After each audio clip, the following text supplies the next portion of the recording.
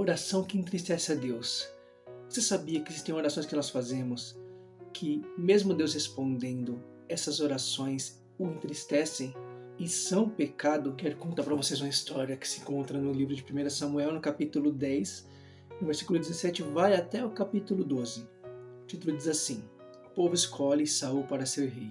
Para resumir o texto, não ler todos os versículos, que é um texto muito longo, eu vou ler aqui em 1 Samuel, no capítulo 12, versículo 12, que diz assim: E vendo vós que Naás, rei dos filhos de Amon, vinha contra vós, me dissestes: Não, mas reinará sobre nós um rei, sendo, porém, o Senhor vosso Deus o vosso rei.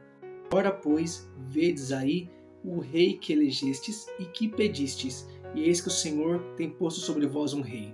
Agora eu vou ler aqui no versículo 17 do mesmo capítulo, que diz assim: Não é hoje a cega dos trigos? Clamarei, pois, ao Senhor, e dará trovões e chuva, e sabereis e vereis que é grande a vossa maldade que tendes feito perante o Senhor, pedindo para vós um rei. Como eu li aqui, vocês viram que o povo, por medo do inimigo, por medo de Naás, que era o inimigo que vinha contra eles, pediram para Deus um rei, para poder ter segurança. E Deus respondeu a oração deles. Deus deu um rei, Deus deu Saul para eles como rei. E apesar de Deus ter dado para eles Saul como rei, Deus considerou aquilo um pecado. E por que aquilo foi um pecado? Porque eles oraram com incredulidade, porque Deus queria que eles crescem nele, que eles tivessem fé em Deus como seu rei. Deus poderia muito bem vencer Naás, Deus venceria Naás, mas o povo não acreditava que Deus poderia vencer Naás.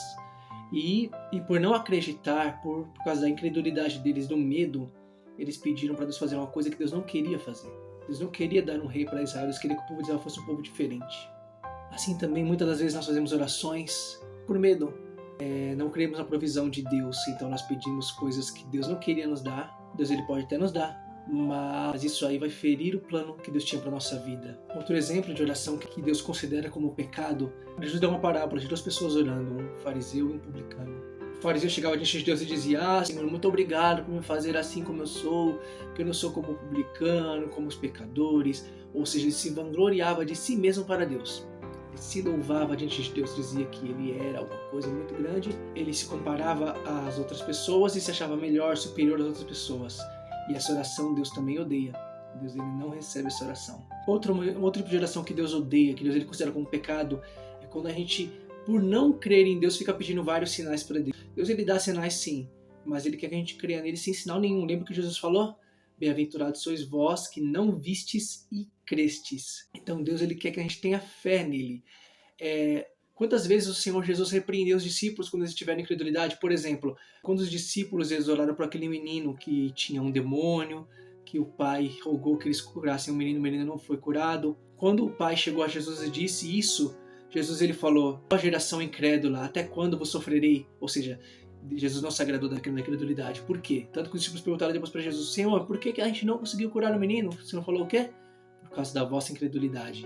Quando, por exemplo, estavam no barco e a tempestade começou e Jesus estava dormindo no cantinho dele lá no barco, os discípulos acordaram Jesus e falaram: Senhor, não será que perecemos? O que o Senhor Jesus disse para eles? Homens de pouca fé. O que o Senhor fez? O Senhor repreendeu a incredulidade deles mais uma vez. Assim como Pedro disse assim para o Senhor Jesus: Senhor, se és tu, quando eles viram, acharam que era um fantasma, né? Manda que eu vá ter contigo. O Senhor falou: vem. Pedro andou, porém Pedro reparou na força do vento, na força da água, teve medo e começou a afundar. E Pedro disse: Senhor, salva-me. O Senhor salvou ele. O que o Senhor disse para ele? Homem de pouca fé, por que duvidastes? Então, muitas das nossas orações que a gente faz com incredulidade, Deus ele responde, mas para Deus é pecado.